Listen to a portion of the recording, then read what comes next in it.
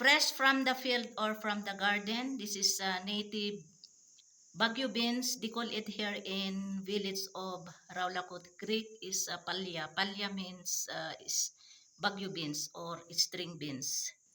And this is krili. Krili means bitter gourd or ampalaya, but taste is not bitter. Taste is like this string beans or Baguio beans. This is from my sister-in-law field. So I get just now. I harvested just now. So I will get some fruits here.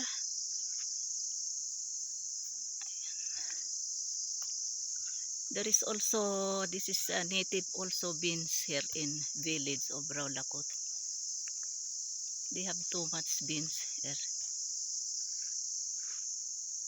Saan yung mga bunga nito? But these leaves of this native organic really cannot be eaten, not unlike this bitter gourd. Ampalaya leaves can be eaten. But this one no. Yan oh, mag-harvest tayo ng native krili together with native beans. Baguio beans. It's like Baguio beans. Hindi mo makita yung mga bunga. Ayan. There is also some big and there is some small. But too much oh. Maraming bunga. Ayan. Oh.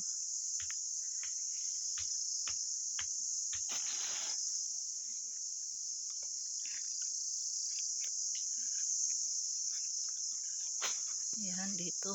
Oh.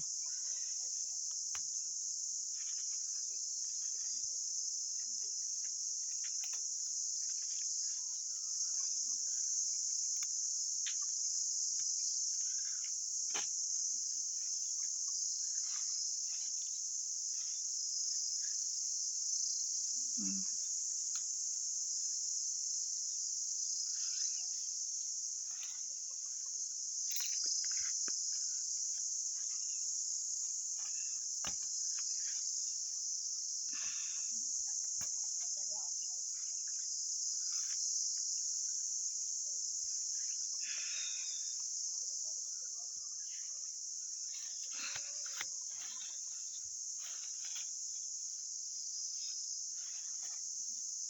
Ayan, maliliit pa yung iba oh.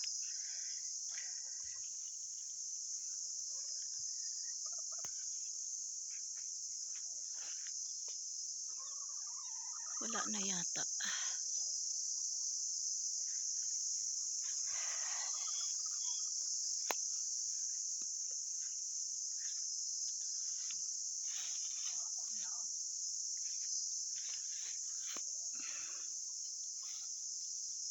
Hmm.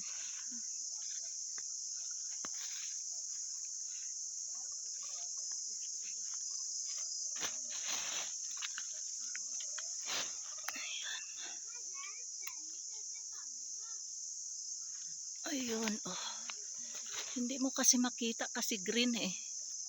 Ah. Oh. Ayan.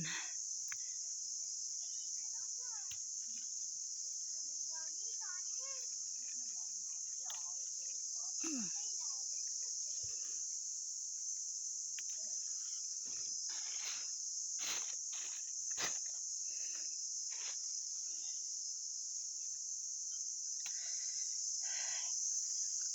Saan na ba?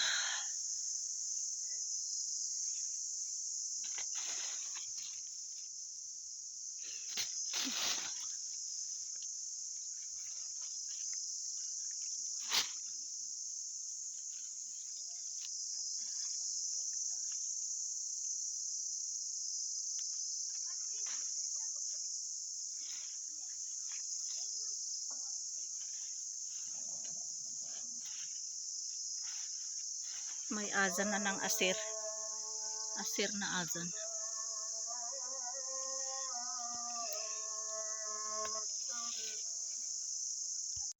Ayan, mag-harvest tayo dito oh. Ayan oh. Oh. Jo? Oh, ayan. Hmm. At the same time, string beans. Ayan o, string beans. Ang daming string beans. Ito yung string beans. Oh. Ang dami doon sa loob-loob. Ayun o, sa baba. Ayun o. Ayun. Kita nyo, ang dami doon. Oh. Kunin ko yan lahat. Oh. Maraming bunga ang string beans ng aking sister-in-law at saka yung krilli. Ayan o. Ito ay sa aking sister-in-law.